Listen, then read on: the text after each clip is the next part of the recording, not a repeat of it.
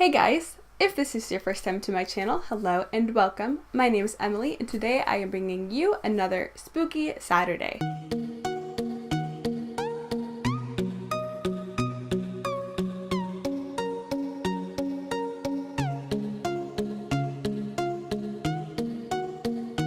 If this makeup look looks a little funky, I was experimenting for a video that is coming tomorrow. So stay tuned because you will see what's happening on the eyeballs right here. But today's Spooky Saturday is going to be a very interesting one. It is on the weird UFO occurrences of the Stardust Ranch in Rainbow Valley, Arizona. Strange occurrences at Stardust Ranch. So let's go ahead and get into Stardust Ranch. And I don't know about you guys, but when I hear Stardust Ranch, I just think of Stardew Valley, the game. And that just kind of makes me laugh because I'm pretty sure that there are aliens in that game too. So let's go ahead and get into what the ranch is and who owns it. So this ranch was actually bought in 1996 by John Edmonds and his wife, Joyce. It was bought in the Rainbow Valley area of Arizona, which is actually Buckeye, Arizona.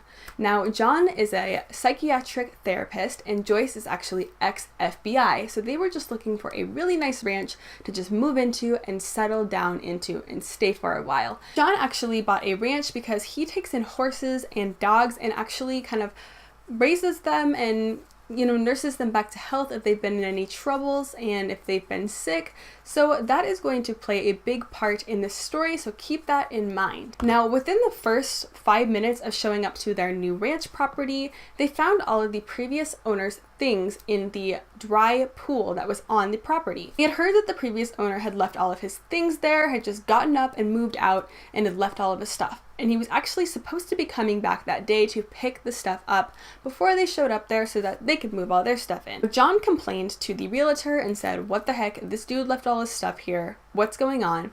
And the realtor claims that the guy actually went there earlier in the day to go pick up his stuff and found all of his stuff in the pool, thinking that John had put it there. Well, John had not put it there because he was actually on his way over to the house to move all of his stuff in.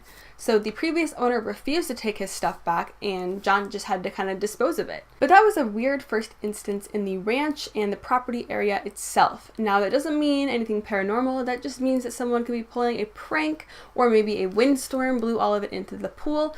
That doesn't really mean much, but once you hear more, this starts to get a little bit more weird and more compelling towards the paranormal side of things. So within the first night, John actually had a visitor to the house. He actually had a guy walk up to their property. Keep in mind that this is a ranch that's pretty far away from everything else. It's kind of a secluded ranch area that's surrounded by mountains. It's a really beautiful area, but it's very secluded. So he had a visitor walk up to their front door with a machete, a freaking machete, a weapon, and knock on the door. And John was not scared by it, but he was ready to call the police if needed, and he wanted to see what the heck this guy was doing at his door. So the man said that he used to live on the property, and he is very, very used to the things that happen around the house, and that he is going to basically be there to help them and to help them fight off whatever is lurking around in the house. And of course, John shooed the man away. I mean, what would you do if a guy with a machete shows up to your house and says, "Let me help you fight these weird creatures that are looming around the house"? Honestly, I would probably maybe take the dude up on it, but not with the machete. The machete makes it weird. If someone came to my house and said, "Yo, there's shit happening here, let me help," I'd be like, "Come in, please. Let's have some cocoa and let's talk about it." But the machete makes it a little bit more strange, so I totally understand why John shooed him away. Well, upon shooing homeboy with the machete away, the man said something to John that he would never forget and that kind of lurks in his mind very often living in this house. The man told him, "You are going to wish you hadn't done that. You are going to be sorry. There are monsters on this property and I know how to kill them." What the actual frick? No.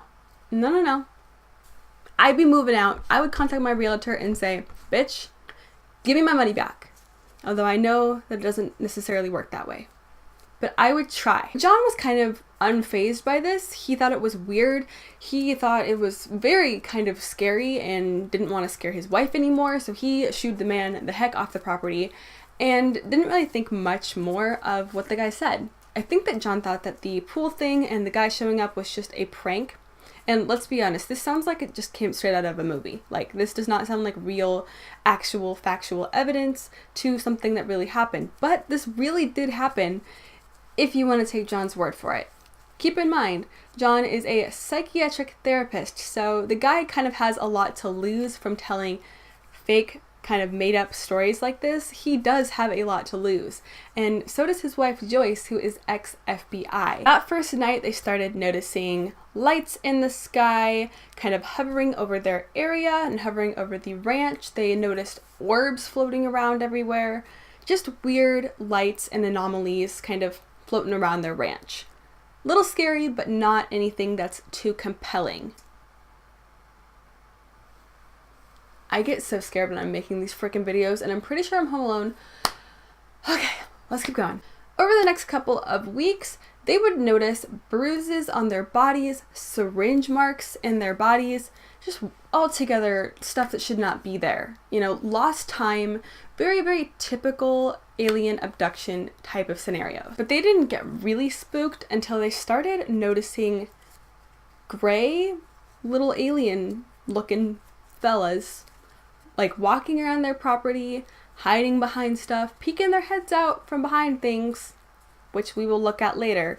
But they started noticing these little gray dudes just popping up out of nowhere, and John got freaking spooked, as anyone would, and he went out and bought a bunch of guns, knives, things to equip himself if any of these things started to become violent or malicious. Well, they did start to become violent and malicious because he claims that he witnessed his wife be beamed up out of her bed and taken into an aircraft that John shot at until it went away and dropped his wife back into bed.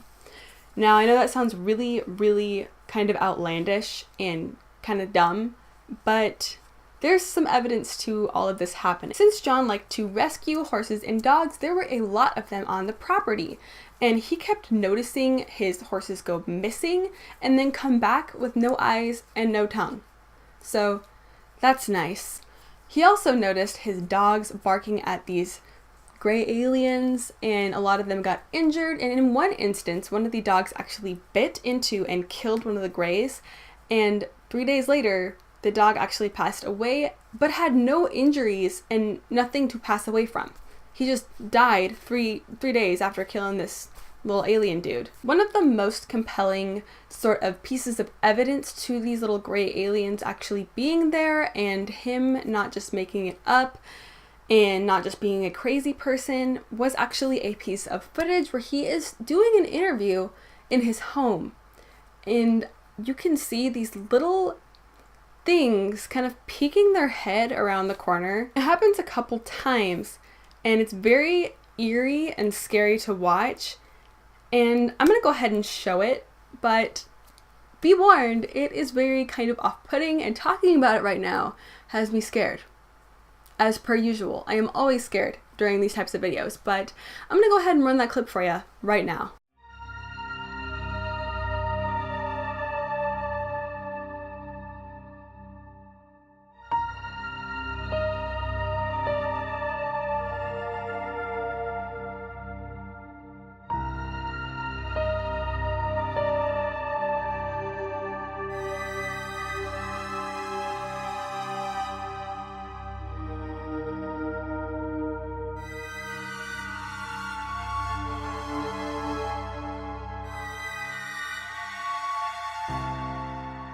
That was strange. Little kind of alien looking dudes popping their heads around the corner like, hey, I'm here. What's up?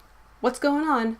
I don't really know what to think of that. And I don't really think anyone knows what to think of that. But it looks very compelling to me personally. So like I said earlier, John had all these weapons that he was using to basically try and kill, you know, the aliens from being on his property and from hurting his family and from trying to abduct his wife and taking the animals and mutilating them. He claims that he's killed multiple of the aliens, but every time he kills one, it just disintegrates and kind of dissipates into the air. So there's no physical body left over, which is very odd. The investigation. He actually managed to stab one of the aliens and kill it.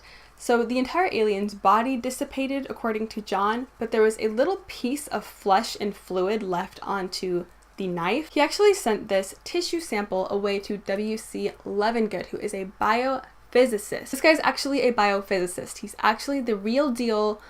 He is not just some quack who's pretending like he knows a thing or two about UFOs coming down and beaming people up. This guy has some credentials. So W.C. Levengood actually took a look at these samples and noted that they are 100% hemoglobin.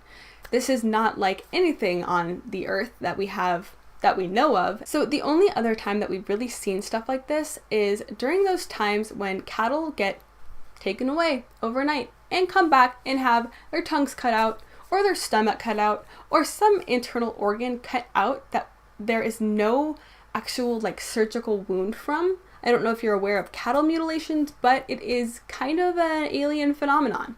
Happens all the time, everywhere, all over the world. These guys just go missing and then come back with a freaking heart missing, but no actual scar from it being taken out or any sort of wound in that matter at all. That's a little strange. So after working with W.C. Levengood, John actually stopped hearing from him, and John tried to contact him and say, hey, what's going on? What are your studies and what are your findings with this tissue sample?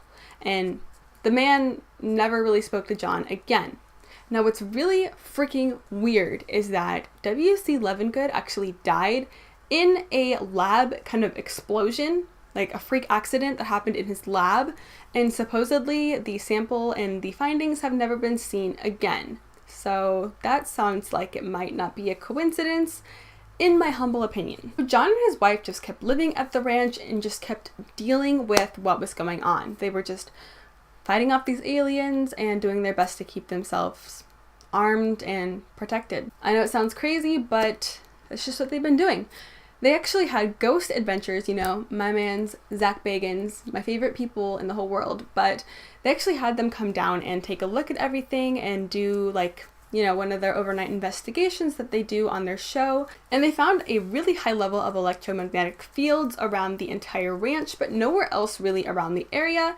And what's really kind of ironic is that the Travis Walton alien abduction case, which is one of the most famous alien abduction cases in the whole world. It's one of the most credible, and this guy got abducted by aliens. It just happened, okay? That was actually very, very close to the area that the ranch is actually at, and the electromagnetic radiation that they found at the ranch was also very, very similar, if not identical, to the like magnetism radiation that they found at Travis Walton's abduction site. So odd coincidences, and I don't really think that they are coincidences, to be honest, but let's just call them that because there isn't any, you know, physical proof of what's going on there. A lot of researchers and, you know, interested people have come to the ranch, and one finding that they actually had was this rock, which kind of just looks like any old rock with a carving in it. What's the big deal about that? But this carving is actually humanly impossible to do even with machines. It is perfectly in the center of this like abnormally shaped rock, and the way that it's carved is just not something that we have the technology to do in humanity. I don't know. You think that they would, but something about the way this is carved, scientists have looked at it and said, nope, we can't do that. Not with lasers, not with a stick in a rock, nothing. So that's kind of odd, and considering everything else that's going on at this ranch, I think that this has something to do with the little alien fellows that like to use this poor man's ranch as a bed and breakfast. The aftermath. So to bring this story to a closing, John Edmonds and his wife Joyce are actually really trying to sell the ranch right now. Now this story got out and people know about it, but like I said earlier, it's not very reported on, and I have only seen a couple YouTube videos on it and looked at a couple articles, but it's kind of hard to find actual information on this specific subject. I don't know if that's because people don't want it to be seen. I don't know if that's because people think that John is lying and just don't want to spread the information. But like I was saying, I kind of got off on a tangent there, but they are trying to sell their ranch for, I've seen it on the internet, from $1 million to $5 million. Jesus Christ, that is a lot of money to pay to have your roommates be aliens. But people know about this, and the realtors, I guess, have to tell people, hey, only really buy this if you're interested in living with these little alien fellas. So, I don't know. It seems pretty real to me, especially because, you know, a renowned biophysicist died looking into this case. And like I said earlier, John is, you know, a psychiatric therapist. He has a lot to lose by making something up like this. He works with the mind. He works to help better human minds. And if he comes out with a story like this, it can really tarnish his reputation. So I kind of firmly believe that this is a true thing. And also the fact that the realtors have to let people know, hey guys, if you want to buy this, you're going to be living with aliens. So get used to having them around. I think that's kind of proof in itself that this is real. At the end of the story, this is just a story. You can believe whether or not you think that it is real. I think it's really interesting, and even if it is made up for some off-chance reason, I think that it's still a really, really cool story, and to be honest, I would love to visit there and just, you know, look around, see what's going on. I don't really think I would stay the night there, but I think that it could be a really cool and fun experience to just go there and see what the heck is going on with these little gray aliens. With that, guys, that is going to close out this week's Spooky Saturday.